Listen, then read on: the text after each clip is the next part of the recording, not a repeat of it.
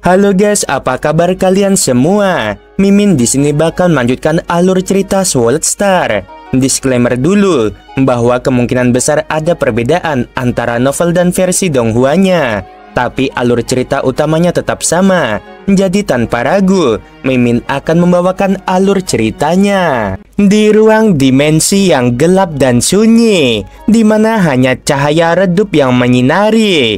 Para pemimpin faksi-faksi besar dari aliansi pasukan bersatu berkumpul. Leluhur iblis mimpi, leluhur iblis kejutan, ayah dewa dari ras robot, permaisuri serangga, leluhur iblis dari klan penjara, dan guru suci dari klan kristal semuanya hadir.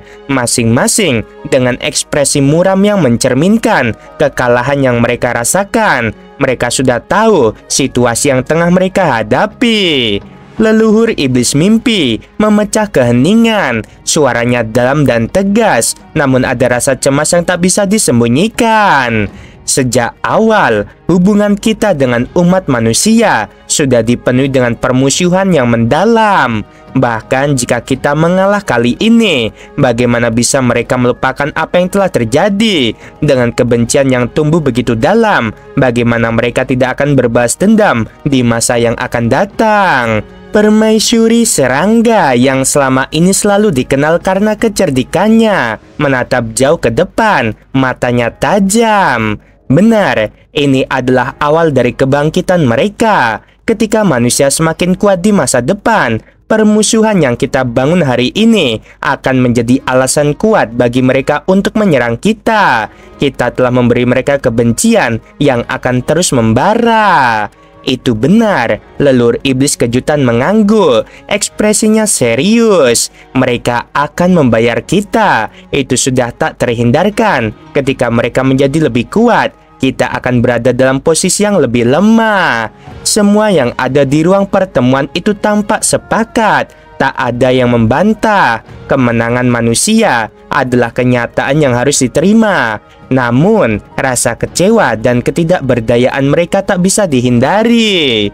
Meskipun kita kalah, kita tidak bisa membiarkan mereka menginjakan kaki di atas kita begitu saja, kata ayah dewa. Suaranya keras dan penuh tekad. Aliansi ini sudah terlalu besar untuk dihancurkan hanya dengan satu pertempuran. Kekuatan mereka masih terbatas. Jika kita membentuk aliansi baru, kita bisa bertahan lebih lama. Permaisuri serangga mengangguk pelan.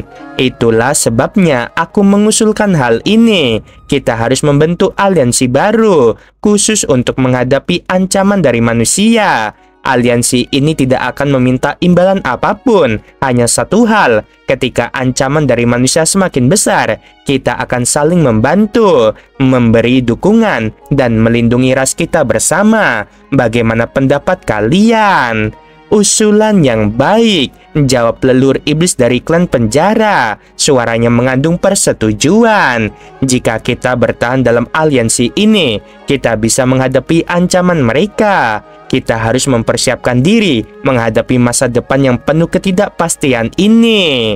Sementara itu, guru suci dari klan kristal hanya mengangguk pelan. Kita harus bertahan apapun yang terjadi.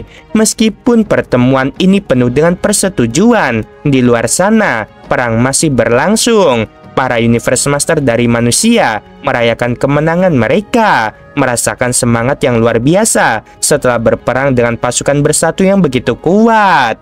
Di atas langit yang luas, di tengah lautan terpencil yang tak terhingga, para Universe Master dari ras manusia berdiri. Mereka menyaksikan istana permaisuri yang bergerak dengan kecepatan luar biasa, meninggalkan jejak gelombang besar yang tercipta di angkasa. Istana itu sedang melakukan teleportasi, sebuah perjalanan yang akan membawa mereka jauh ke dalam kekuasaan yang lebih besar. Kemenangan ini tidak bisa dipungkiri, kata pemimpin kota primal dengan penuh semangat. Suaranya bergetar karena emosi yang tak terbendung. Ras kita telah keluar dari bayang-bayang kegelapan, dari asal yang sederhana, kini berdiri sebagai salah satu ras puncak. Kita telah melewati era guru origin, dan meskipun kita kehilangan kapak besar, kita masih berhasil bertahan, kekuatan kita di masa depan akan semakin kokoh. Sambil tersenyum puas, pemimpin kota Primal melanjutkan, kemenangan ini datang karena usaha kita bersama. Tanpa bantuan dari Lo Feng, kita tidak akan sampai sejauh ini. Di tengah perayaan, perhatian semua orang beralih ke satu sosok. Itu adalah Lo Feng. Para Universe Master dari manusia menatapnya dengan penuh penghargaan. Lo Feng merasa sedikit canggung di bawah tatapan mereka. Ia mengangkat gelas anggur yang telah disiapkan untuknya. Sebenarnya, aku tidak merasa bahwa aku layak mendapatkan pujian sebesar itu, katanya dengan rendah hati. Aku menerima transmisi suara dari peradaban kuno itu. Itulah yang mengarah pada bencana ini. Aku tidak bisa menyalahkan siapapun selain diriku sendiri. Seketika, ruangan itu dipenuhi dengan suara-suara penolakan. Bagaimana ini bisa dianggap kesalahan? Salah seorang Universe Master dari ras manusia berseru. Jika bukan karena peradaban kuno itu, kita tidak akan berada di posisi kita sekarang. Justru karena peradaban kuno inilah kita mendapatkan kemenangan ini. Ayo kita bersulang, seru pemimpin kota Primal dengan penuh semangat. Bersulang untuk Lo Feng. Semua orang mengangkat gelas mereka, mengarahkan pandangan mereka pada Lo Feng yang telah berjasa besar. Ketika itu, seluruh dunia terasa seperti berada dalam cengkraman kemenangan yang manis. Namun, dalam tengah-tengah perayaan itu, pemimpin kota Primal mengalihkan perhatian para Universe Master untuk membahas hal yang lebih penting. Kita berhasil menangkap 208 Universe Master musuh. Ini adalah peluang besar untuk memperkuat kubu kita. Kita harus memastikan mereka bergabung dengan kita dan tetap loyal. Bagaimana caranya agar mereka merasa seperti bagian dari kami? Satu persatu, para Universe Master mengusulkan usulan mereka. Dengan taktik yang bijaksana, mereka mulai merancang cara untuk membentuk aliansi yang lebih kuat lagi. Tidak hanya menyatukan kekuatan, tetapi juga memastikan setiap ras merasa memiliki dan bertanggung jawab dalam perjuangan bersama.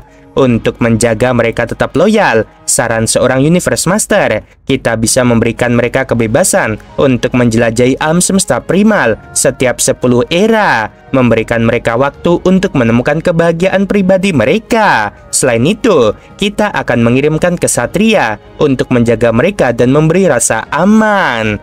Bergantung pada warisan kuno, kita bisa membuka peluang bagi mereka untuk melakukan terobosan, kata yang lainnya. Dengan itu, mereka akan merasa memiliki ikatan yang lebih kuat dengan kita. Segala keputusan dipikirkan matang-matang, dan manusia merancang masa depan mereka dengan cermat, membangun fondasi yang tak tergoyahkan. Namun, jauh di luar sana, di Tanah Suci Kaisar Timur dan Tanah Suci Bulan Ungu, para leluhur yang penuh ambisi mulai merasakan kegelisahan. Mereka tahu kebangkitan manusia bukanlah hal yang bisa diabaikan. Leluhur Kaisar Timur, meskipun kecewa dengan kekalahan aliansi bersatu, dia tetap menunggu kesempatan untuk memanfaatkan situasi. Begitu pula dengan leluhur Bulan Ungu yang memiliki pandangan jauh ke depan. Manusia telah menang, tetapi kita masih memiliki peran untuk dimainkan, kata leluhur Bulan Ungu kepada Dewa Sejati Jueha. Kita akan memberikan aliansi kebebasan dan aliansi bersatu warisan, tetapi kita juga harus mengawasi mereka dengan cermat. Jika mereka mulai berkembang lebih cepat dari yang kita perkirakan, kita harus siap. Dewa Sejati Jueha mengangguk, memahami bahwa dalam permainan kosmik ini tidak ada kemenangan yang permanen. Di tengah semua ini, masa depan manusia semakin cerah, tetapi ancaman dari kekuatan-kekuatan luar masih mengintai. Sebuah perang besar yang tidak hanya melibatkan kekuatan fisik, tetapi juga politik dan strategi baru saja dimulai. Langit di atas bintang Yunmo tanpa tenang, dihiasi semburan cahaya ungu dari bintang-bintang yang mengelilinginya. Angkasa luar terasa hening, nyaris suci, seolah waktu sendiri menahan napas, menyaksikan peristiwa yang akan terjadi. Di luar atmosfer, dua sosok berdiri melayang. Satu berpakaian jubah perak yang memancarkan cahaya lembut, penuh wibawa dan kekuatan tak terhingga. Satunya lagi, seorang anak berjubah hitam dengan 2 antena di dahinya. Itu adalah Babata, makhluk cerdas yang dulu hanyalah program dalam sistem pesawat, tapi kini telah berevolusi menjadi makhluk undying. Keduanya memandangi ruang kosong di depan mereka. Namun Loveng mengangkat tangannya, dan dalam sekejap, realitas mulai terdistorsi. Waktu, elemen yang tak tersentuh oleh kebanyakan makhluk, kini taat pada kehendaknya. Perhatikan baik-baik, Babata, ucap Loveng pelan. Aku akan membawa kembali tuanmu dan keluargamu. Babata menatapnya tanpa berkedip. Dadanya naik turun cepat meski tubuhnya abadi. Benarkah kau benar-benar akan membangkitkan kakakku?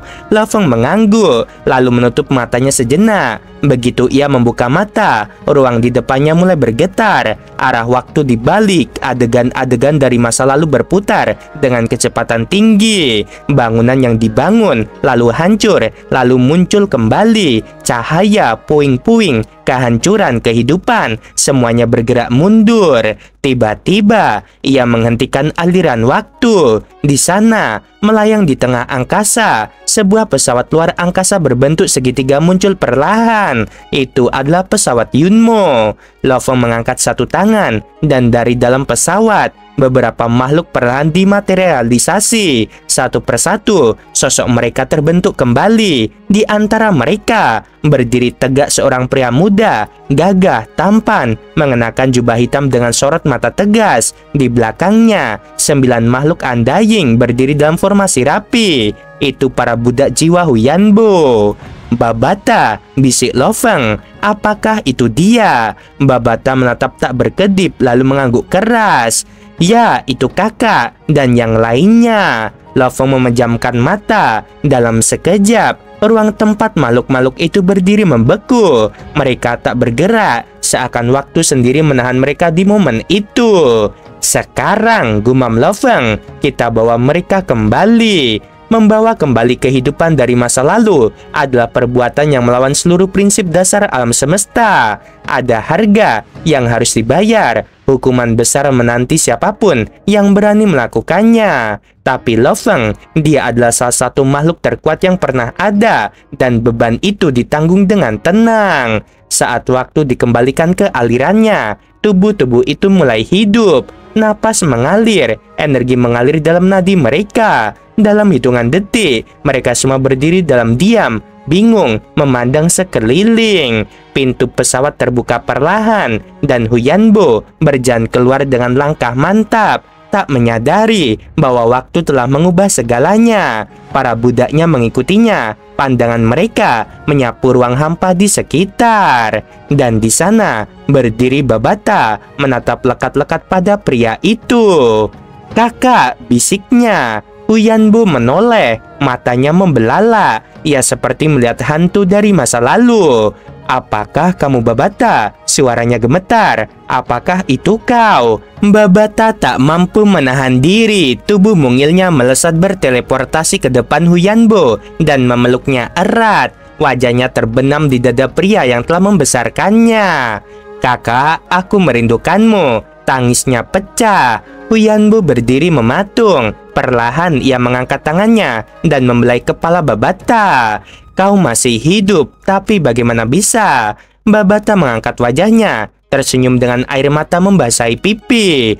Aku tidak hanya hidup, kakak, aku telah menjadi undying kaisar. Aku bisa berteleportasi sekarang. Semuanya karena satu orang, yaitu Master Loveng. Huyanbo memicingkan mata, lalu memandang sekeliling. Baru saat itu, ia menyadari kehadiran seorang pria berjubah perak di kejauhan. Salah satu budaknya, yaitu makhluk besar seperti kera berbisik. Siapa dia? Aku bahkan tidak bisa merasakan auranya, seolah dia berada di luar batas kekuatan.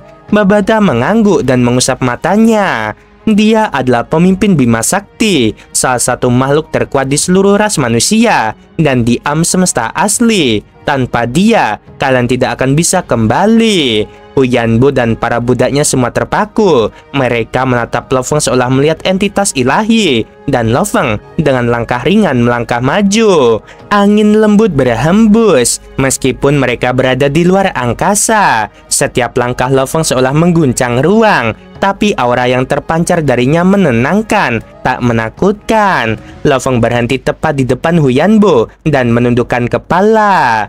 "Guru Huyanbo," katanya dengan penuh hormat. "Aku adalah Lo Feng, pewaris warisanmu, murid yang lahir dari peninggalanmu." Huyanbo tidak segera menjawab. Tangannya mengepal, emosi mengguncang di dadanya. "Jadi, kau yang meneruskan jalan yang kutinggalkan?" "Ya," jawab Lo Feng, "dan hari ini akan kukembalikan padamu apa yang telah kau berikan padaku, yaitu kehidupan, kekuatan, dan semangat. Kau tidak akan dilupakan, tidak di bawah pengawasanku." Suasana hening sesaat, hanya cahaya bintang yang bergerak perlahan. Lalu Huyanbo menghela napas panjang. Ia menatap Lo Feng dalam-dalam, dan untuk pertama kalinya dalam jutaan tahun, air mata menetes di sudut matanya. Babata tersenyum. Para budak jiwa menunduk dalam-dalam, dan di atas bintang Yunmo, untuk pertama kalinya dalam sejarah panjang yang tak terlupakan, keluarga lama dan baru bersatu kembali, melampaui batas waktu, kematian, dan takdir. Cahaya samar memenuhi ruang alam semesta virtual ketika sosok Lo Feng muncul perlahan. Senyumnya tenang, namun matanya memancarkan kedalaman yang hanya bisa dimiliki oleh mereka yang telah menembus batas kekuatan makhluk fana. "Aku sudah mengetahui nomor alam semesta virtual milik guru Huyanbo," ujarnya dengan lembut. Huyanbo, meskipun telah menjadi undying, merasa seakan seluruh tubuhnya ditekan oleh gunung raksasa. Para budak jiwanya yang undying pun menunduk, hampir tak berani menatap Lo Feng secara langsung. "Selama kalian terhubung ke jaringan alam semesta virtual, kalian akan melihat namaku dalam daftar kontak. Kalian bisa menghubungiku kapan saja." Lo Feng menoleh pada Babata. "Babata, sudah lama sejak kau dan gurumu tidak berbicara. Aku akan meninggalkan kalian berdua." Dan tanpa suara, sosok Lo Feng menghilang. Segera setelah itu, Huyanbo menghela napas berat. Akhirnya dia pergi. Seorang petarung berbentuk kera berkata pelan, "Itu adalah tekanan terbesar yang pernah kurasakan dalam hidupku. Bahkan ketika menghadapi ajal, aku tak setakut ini." Babata terkekeh. "Kalian ini," padahal dia tidak menunjukkan kekuatannya sedikit pun.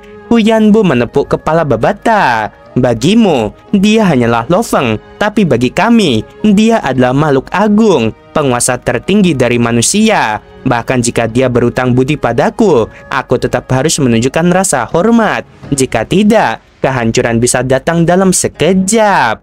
Para budak jiwa mengangguk. "Orang bijak hidup lama, orang sombong cepat binasa," gumam seorang dari mereka.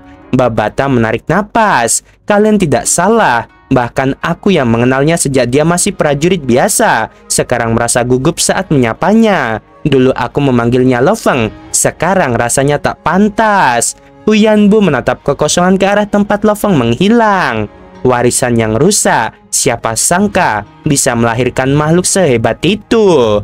"Babata," seorang budak jiwa berkulit kuning menyela, "ceritakan padaku siapa sebenarnya dia." Babata mengangguk perlahan. "Baiklah, karena kalian ingin tahu tentang pemimpin Bima Sakti, aku akan mulai dari bencana pertama di planet kecil bernama Bumi. Di kedalaman jagat raya, Lo Feng melayang seorang diri, memandang galaksi-galaksi berputar seperti butiran debu. Semakin tinggi aku melangkah, semakin sunyi rasanya." Ia mengingat wajah-wajah yang dulu menemani langkah pertamanya, yaitu Hong, Lei Shen, dan Rong Jun. Mereka masih hidup, tapi keterpautan kekuatan membuat hubungan terasa jauh. Bahkan kata-kata terasa berbeda. Hanya satu yang tetap sama, yaitu Wei Wen, teman masa kecil Lo Feng yang polos dan tak terpengaruh oleh hierarki. Dia masih memanggilnya Lo Feng tanpa rasa takut. "Aku telah menjadi sesuatu yang bahkan sahabat pun tak berani menatapku dengan langsung." Lo Feng menunduk. Dalam benaknya terbayang wajah-wajah yang telah gugur, anggota pasukan Palu Api, teman-teman di pertempuran melawan binatang bertanduk emas. Hanya dia yang bertahan. Bahkan jiwa binatang itu kini tinggal bersamanya, sementara yang lain hanyalah kenangan. Bisakah aku membangkitkan mereka? Secara teori itu bisa, ia bisa menembus waktu, tapi tubuh dan jiwa para petarung tingkat rendah seperti mereka tidak sanggup menghadapi waktu yang telah berlalu. Jiwa mereka telah sirna bersama usia ribuan tahun yang lewat. Aku bisa menanggung biaya putaran waktu, tapi mereka akan lenyap begitu saja. Tak peduli seberapa kuat ia menjadi, ada hal-hal yang bahkan kekuatan absolut tak mampu kembalikan. Di galaksi yang sunyi, berdiri megah tanah suci Bima Sakti, kompleks istana tempat Lofeng tinggal. Disinilah ia menyendiri, memisahkan ruang dan waktu di sekitarnya. Melalui kendalinya, seluruh ruang diisolasi. Tak ada yang bisa masuk tanpa izinnya, bahkan pasukannya sendiri. Di dalam ruang warisan perahu makam yang panjangnya 10 miliar kilometer, Lofeng duduk bersila. Di tangannya melayang sebuah menara kecil yang bercahaya. Itu adalah menara bintang. Sudah lama sejak aku menciptakan teknik pedang terakhir. Sejak menerima warisan, aku belum menciptakannya yang baru. Ia menatap ukiran tingkat ketiga. Rumitnya setara dengan penjelmaan nirwana, tapi ini belum cukup. Menara bintang adalah satu-satunya harta yang tak bisa ia pahami sepenuhnya. Tidak seperti pedang bayangan darah atau sayap sawu yang memiliki fungsi jelas, menara bintang terasa hidup. Mengapa syarat menjadi pemilik menara ini begitu berat? Setelah perang besar terakhir, barulah ia mengerti keistimewaannya, yaitu penjaga jiwa terbaik di antara semua harta tertinggi.